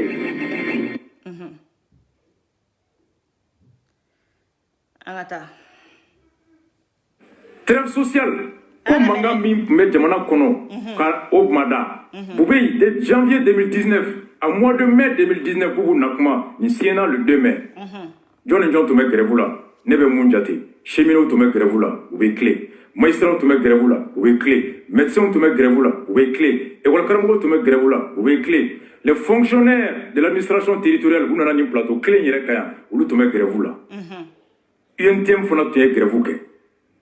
Koko de mada. Oh, de mai 2019 à mai 2020, John et John me grève là 600. Cheminot balawa. Aïe. Magistrat balawa. Aïe. Combien neta do. Ou ka revention de nyene borawa ou bena de wa neta do. Docteur balawa. Aïe. Na bora coronavirus ka ni fentala. Tous les docteurs du Mali ou tala. École Karamogo ou les grève ke.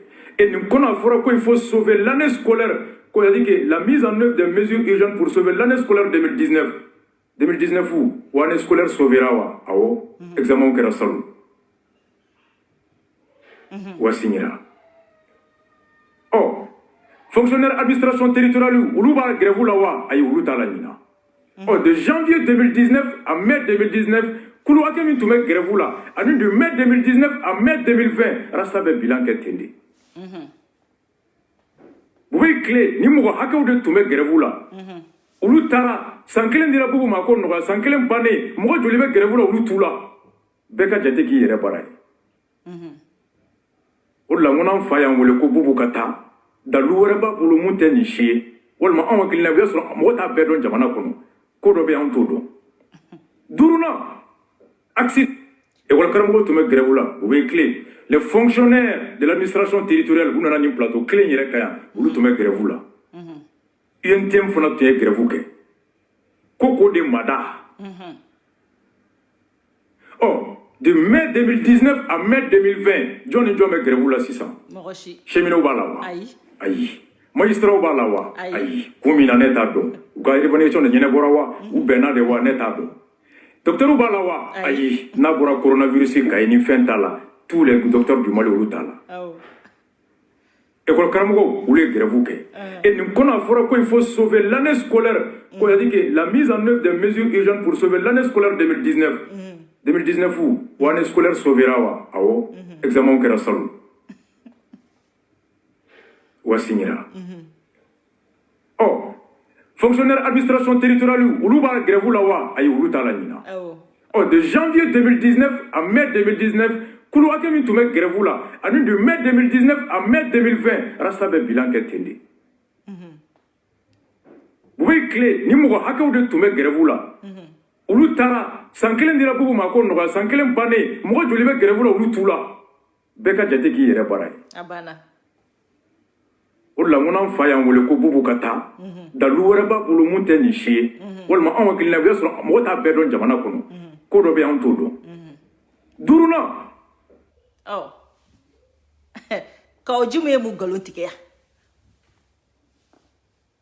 arasa de bora ka foya sisa ko ka ojimu ko bubu clé ko yentem kunte gerevuke ko mo washi kunte ka gerevuke me ka ojume mu galotike bora sisa ka fo ko bubu clé ko gerevu kunte ka ke kumina ke etado nya je sisa cheshimani fale ya fo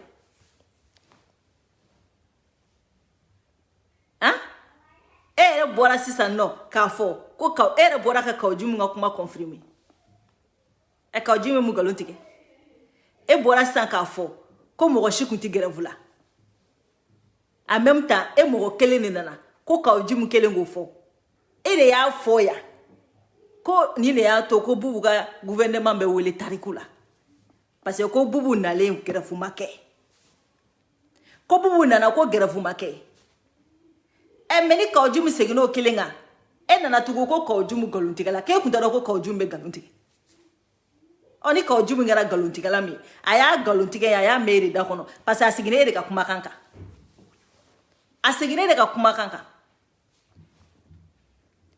ma era mi fo yentem ima mba esembo elema nyini ni mo soro me video clôturer tinto aye nkunya enregistrer me mba ese ka retrouver un élément tout là abe kuma do fo oluma est-ce que n'était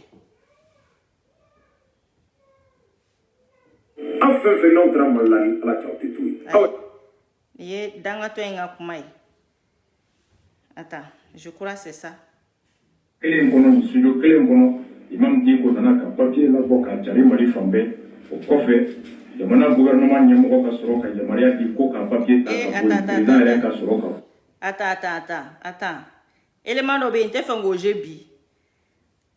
jebi attends mega yente mine nyini quoi et ko Tchenan Koulibaly be kay était à l'époque ministre de la justice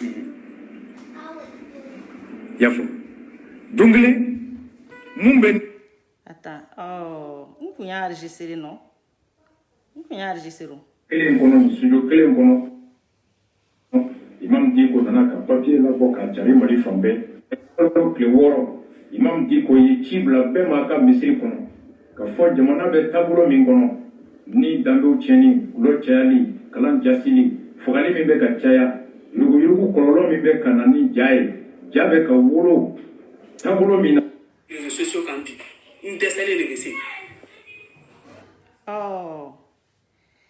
mena élément nyini c'est important mena nyini parce que adela ka jigoluka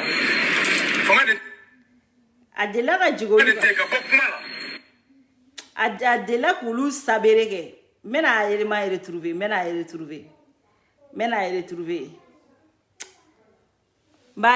mba j'ai chien wéré quoi parce que mélanger nga vocalu là mais mena retrouver mba j'ai chien wéré nala sonama mba retrouver parce qu'il y a quoi ben na digo kama mercredi donc soit jeudi soit vendredi mena voilà mena kama jeudi ou vendredi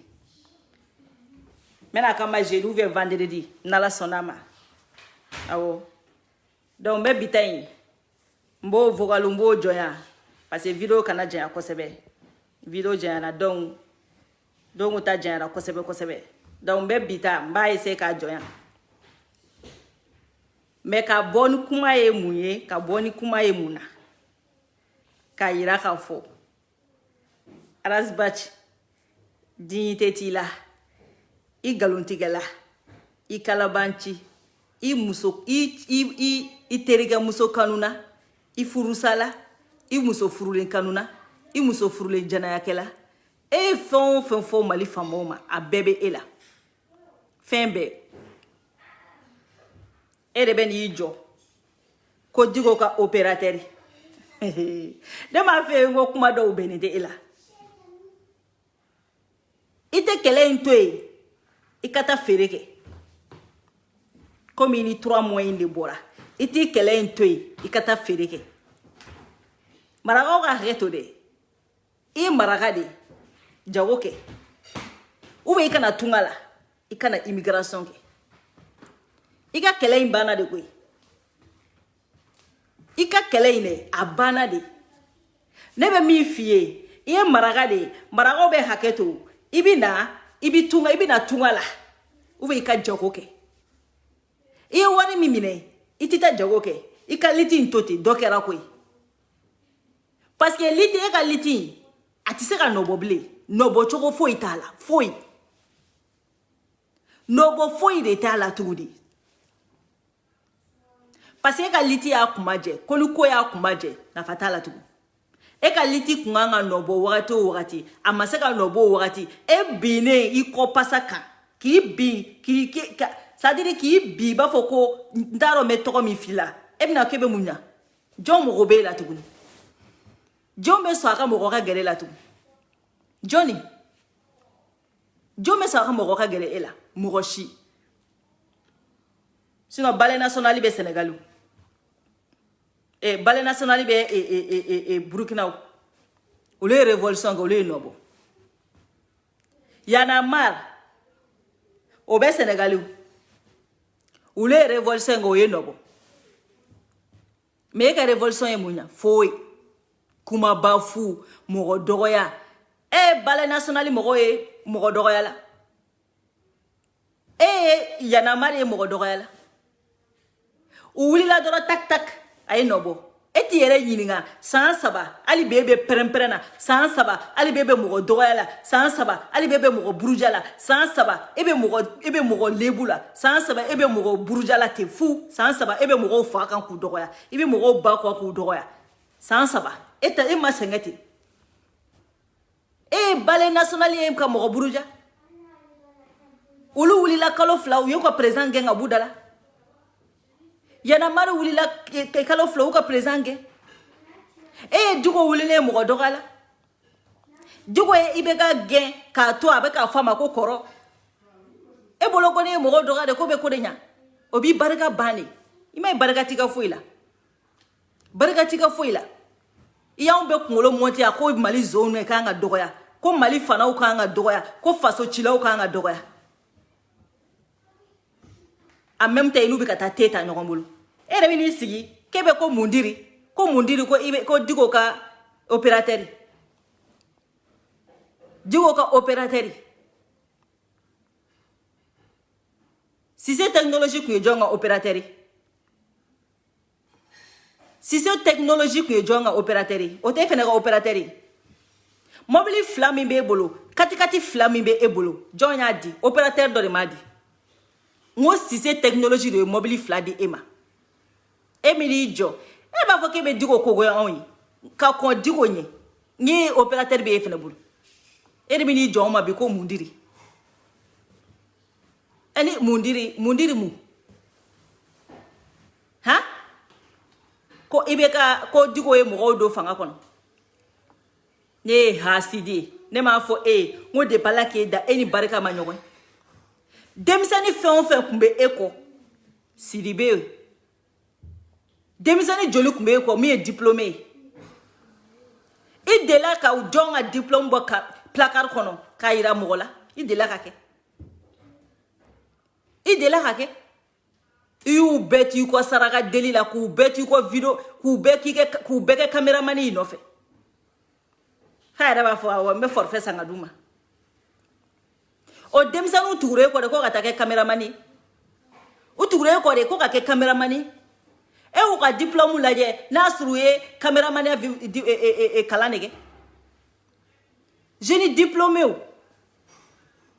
han jeune diplômé joli b'e kɔ Bamakɔ dugukolo ka ɲi i delila k'a jɔn wele k'a ka na n'a ka CV a kana n'a ka fɛn dɔ ye i ka taa di mɔgɔ dɔ ma o k'a don baara la i delila ka kɛ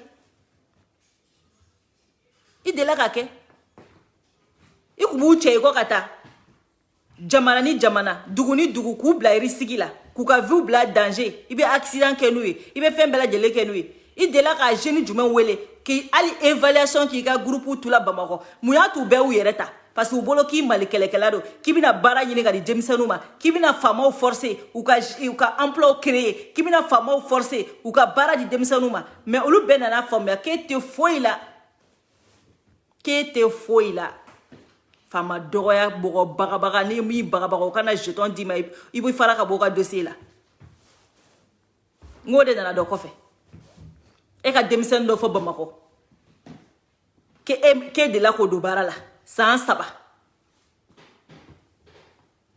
mɔgɔw bɛ se k'u espérer n'u tugura Diko kan a bɛ se k'u don baara la Diko filɛ ka saliya ta k'a kɛ ministre ye nin e ka jɛkulu ma bon ni saliya ka jɛkulu ye barika tan ne m'a fɔ e ye ni barika ma deli ka ɲɔgɔn ye n ko barika ma deli kɛ e ye tile kelen k'a fɔ e ma ko bonjour ne ma deli ka nin kuma in fɔ sinon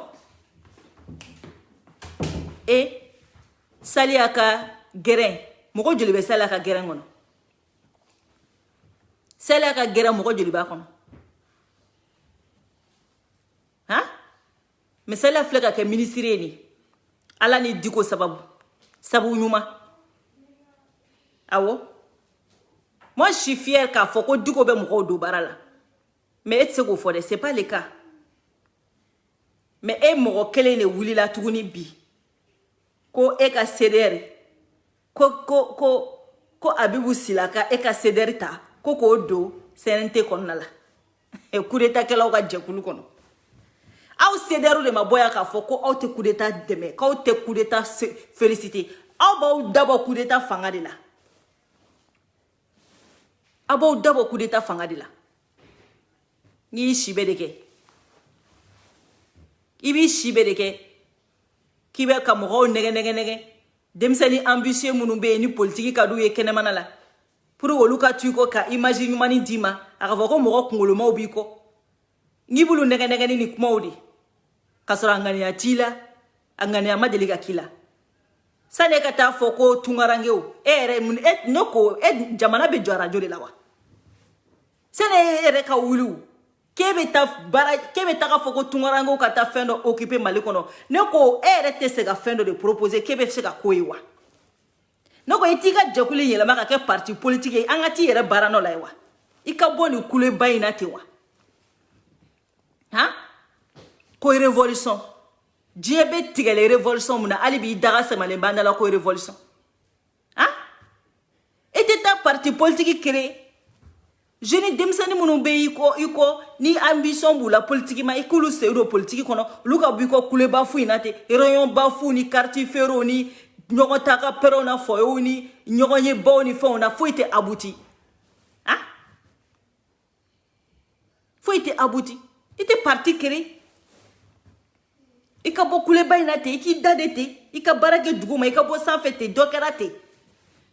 Mo tɛ arranger o min b'i arranger i b'o dɔn. Ni kule i t'a la ko mundiri ya. Mundiri nin to yen dɛ kana wele k'i bɛ foyi d'a ma ya. Mundiri. Parce que n'a y'o fɔ o bɛ na siran. Mundiri n'a y'i tɔgɔ fɔ ala bɛ barika de d'u la. N'a y'i kɛlɛ ala bɛ barika de d'u la. N'a kɛra maa ma fɛ ala bɛ barika b'o la. Mundiri i bɛna ye sa maliyɛn bɛɛ bɛna dɔn ko mundiri ye mɔgɔ min ye. I ma ye ale de bɛ tɔgɔ d'i ma. Tɔgɔ. Mais kana wele dɛ. Dɔrɔmɛ kelen kana d'a ma. Gɛrɛbu de don. Ale ti kɛla tɛ. A bɛ mɔgɔw wele de mɔgɔw tɔgɔ wele de. K'i tɔgɔ wele k'i mankutu tiɲɛ fu. Ka sɔrɔ ka na san 2 san 3 kɔfɛ k'ale kun tɛ nin dɔw tigi la walayi n kun tɛ nin dɔ a la dɛ a ye nin kɛ tan a ye nin bɔ tan. Mais a bɛ bɔ k'i tiɲɛ fu k'i tɔgɔ tiɲɛ fu. Mundiri kana wele dɛ. Mundiri kana wele i ka piki ni kana d'a ma. Mundiri. N'i y'a ye a bɛ k'o mundiri fɔ n'i y'a sɛgɛsɛgɛ i bɛ taa sɔrɔ mundiri ye milliardaire ye. Ni milliardaire tɛ millionnaire don. A da nɔrɔlen tɛ mundiri na tɛ fu. Sinon mundiri ye mun kɛ? I t'o fɔ an ye i k'i saba ka bɔ an da la. Mundiri. Mundiri ye mun kɛ? I ka liti banna i b'i yɛrɛ sɛgɛn fu de la. Fu. Malien jumɛn bɛ wuli ka tugu e kɔ k'a bɛ taa ka vie bila en danger. E bɛ se ka mun de tiɲɛ jamana in kɔnɔ? I bɛ se ka mun de ɲɛ a kɔnɔ? Foyi. I tɛ se ka ko dilan i tɛ se ka ko tiɲɛ tugun. Foyi. Mɔgɔ minnu bɛ e kɔ maa si ka sira tɛ mɔgɔ la. Mɔgɔ si ka sira t'u la. Mɔgɔ yɛrɛ ka sira tɛ e la Mali kɔnɔ. Mɔgɔ si. Personne. E yɛrɛ kan ka dɔn k'a fɔ k'i ka liti sara. E Bali national wulila yan nɔ olu ta kɛ olu gagné na. Han? Yanamari wulila olu ye liti kɛ olu gagné na. E ka mun e gagné na mun na? Foyi. Ali bi b'an dala kuma caman na. I b'an dala mɔgɔ dɔgɔya la. I b'an dala ministre dɛmɛ la. Hein? C'est pas la peine. E wulila yan nɔ. K'aw tɛ coup d'état dɛmɛ. O coup d'état tɔnɔ duguma e bɛna tugu. Ko fo e ta ka d'i ma. Ko CDR bɛ yen nɔ Gabon. Et puis a bɛ n'i jɔ ko Abibu Sila ko ye maraka ye k'ale ye maraka ye. Ko y'ale fa ye. Ko ye maraka ye k'ale ye maraka ye. Hein? Mais 2018 maraka kun tɛ dɛ. Mɔgɔ jumɛn y'a fɔ malien denw ye? Mɔgɔ jumɛn taara don Abibu Sila ka identité kɔnɔ k'a di malien denw ma ko Abibu Sila tɛ malien ye ko gabonais don. Jɔn y'o fɔ? E tɛ. Ta tu crois que o min kɛ Abibu Sila la ko bɛ ɲinɛ o kɔ? Ne ko ne y'a f'e ye sa e y'a kɛ bɛɛ de la quoi. I y'a kɛ bɛɛ de la bɛɛ. Ne y'a f'i ye o. I ka kɔ kun tora mɔgɔ kelen min o ye Duko de. I y'o kɔ kelen ni mɔ k'o mɔ. mɔgɔ min bɔra yan nɔ ka Abibu Sila bɔ maliyɛnya la e de don e de y'a fɔ maliyɛn den bɛɛ ko Abibu Sila ko maliyɛn tɛ ko gabɔnɛ don mun de bɛ ma mun da Abibu Sila kan mun de bɛ donc o ɲɛ b'a sigilen na a bɛ ka taa fɔ o fɛnɛ ma ko ale fa k'ale ka mara ko o ye maraka ye k'ale maraka ye ko ale fa o ye e ni Ala cɛ e ma maloya k'o wele bi k'i fa e ma maloya k'o wele bi k'i fa mais kunu y'o buruja yan fo yɔrɔ min han e b'i si kɛ nin na e ta bɛ to nin ma e bɛ mɔgɔw fa neni bi kalo kelen kalo fila ka tila ka n'o tanu e b'i si k'o ma Kasimu tipo jɔn y'a da Kasimu na ko Kasimu tapo jɔn y'a da ko Kasimu titi tabata jɔn y'o da la e tɛ a tilala ka n'i sigi yan ko j'ai appelé mon père ne t'a dɔn quoi qui est révolutionnaire mais si ni ne b'i ka mɔgɔw ɲɛnajɛ ka bɔ ka sigi ka mɔgɔw buruja ka mɔgɔw neni n'o de b'aw kɛ cɛ ye n'o de b'aw kɛ fasojɔlɔ ye mɔgɔw tigɛra sauf que mɔgɔw tigɛra aw la parce que aw ma mɔgɔ si kɛlɛ k'aw ma o tanu fɔlɔ wa aw ma mɔgɔ si tanu k'aw m'o kɛlɛ ko de ye ka problème ye anw ko a ba IBK 2017 fo bi anw fa jeli y'an ye anw ye fɛn o fɛn kɔni tun bɛ IBK kɛlɛ anw y'o bɛɛ soutenir mais i nana don min na ko vive IBK an ko an tɛ wa an ma bɔ an kumakan kan parce que anw fa jeli b'an na an y'an fa den ye bilahi anw tɛ IBK kun dɛmɛ an tɛ IBK dɛmɛ an tɛ bubu dɛmɛ an tɛ IBK ka clan dɛmɛ fo lahara t'u dɛmɛ parce que anw fa jeli b'an na an t'a tu k'a nɛmu ko halala denya bɛ daminɛ ten de k'a daminɛ k'a laban anw ko a ba IBK 2017 a ba IBK 2018 a ba IBK 2019 wa a ba IBK 2020 awɔ anw de ye halaladenw ye anw ma tugu kɔ k'i cɛ ka ɲi dɛ i ka liti paga tɛ s'anw ma ni maliko tɛ a foyi i nana de ko a ba IBK anw tuguri kɔ minnu b'a fɔ k'anw ye Arasa janfa anw y'a fɔ aw ye ne jɛnɛ y'a fɔ aw ye ko ne tugura Arasa kɔ k'a ka cɛɲali kama ne de y'a fɔ mɔgɔ ye ko n tugura kɔ ko a bɛ ka min fɔ ne tugura kɔ de kama n'o tɛ ne tugura kɔ mun kama ne tugura kɔ mun de kama sani aw bɛ mɔgɔ accuser a b'a ɲini k'a dɔn fɔlɔ ni Aras Bachi kun nana k'a fɔ ko vive IBK ni n kun tugura kɔ ni n tilala ka na bi ko a ba IBK n y'a janfa Aras Bachi de nana ko a ba IBK ko a den tɛ IBK bolo a muso tɛ IBK bolo a yɛrɛ ŋaniya tɛ IBK la ka jamana jɔ IBK ye faso cila de faso jɔla tɛ k'an bɛɛ monter k'an kɛ IBK kan anw tugura kɔ de k'a ka IBK kɛlɛ anw y'a supporter de k'a ka IBK kɛlɛ mais anw m'a supporter k'a ka IBK défend n'a kɛra IBK ka chien berger n'a kɛra IBK ka défenseur ye n tɛ k'a fɛ bi n tɛ k'a fɛ sini ne jɛnɛ ko n bɛ Arasa kɔ mais n ye a conditionné a t'o fɔ fɛnɛ n ko n b'a kɔ tant que a bɛ maliko kɛlɛ la ne k'o vidéo bɛ a ka ca ni siɲɛ 1000 n ko n b'a dɛmɛ tant que a bɛ IBK kan k'a kɛlɛ n'a nana ko ale tɛ IBK kɛlɛ ko wa mɔgɔ min bɛ IBK kɛlɛ ale b'i kɛlɛ ko ne ka bɔ n kumakan kan ne fa den de ye ne fa den de ye ne tɛ bɔ n kumakan kan donc ne ni Arasa min y'a kumakan janfa a ye taa ne ka kumakan ta 2017 a ka n'a ta 2020 IBK ko la a ma changer ma a ye taa Arasa kumakan ta 2017 a ka n'a ta 2020 a changer la ne tugura kɔ kun de la n'aw minnu tugulen b'a kɔ kun t'aw ka kun na aw t'aw tugukun don a kɔ ne jɛnɛ bɛ n tugukun don a kɔ ne ma tugu a kɔ foyi kama ni fasoko tɛ wa fasoko min don IBK kɛlɛli parce que ale de nana fɔ an ye ko IBK ye fasoden jugu ye ale de nana fɔ an ye ko IBK tɛ faso fɛ e ye hɔrɔn kolonya ka n'i jɔ an ma bi ko aw bɛna aw jɔ hɔrɔn kolonya na ma k'anw ka IBK dɛmɛ a quelle preuve a kun de ko an bɛ IBK dɛmɛ IBK dɛmɛ a kun de quoi a kun de quoi anw bɛ IBK dɛmɛ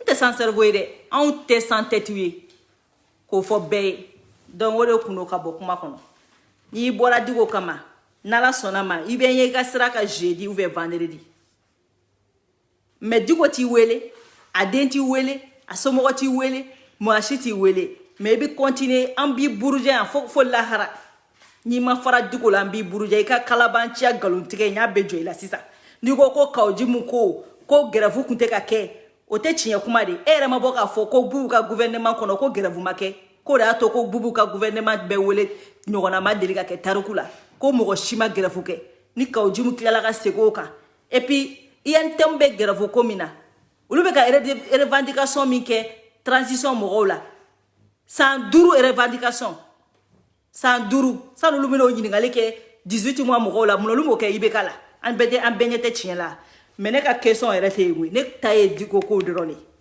ne ta ye Diko ko dɔrɔn de n'a y'u jɔ u ka grève kɛ fo lahara nous on s'en fout de ça jamana ciru bɛ ɲɛna a si ma bɔ ka kuma nous on s'en fout de ça mais i ka molobaliya n'i ka siritigɛla tɛ kɛ Diko la n'i y'a kɛ i tere den an bɛ bɔ k'a ci i kunna i tere den an bɛ bɔ k'a ci i kunna o de kun do ka fɔ a k'an bɛn au revoir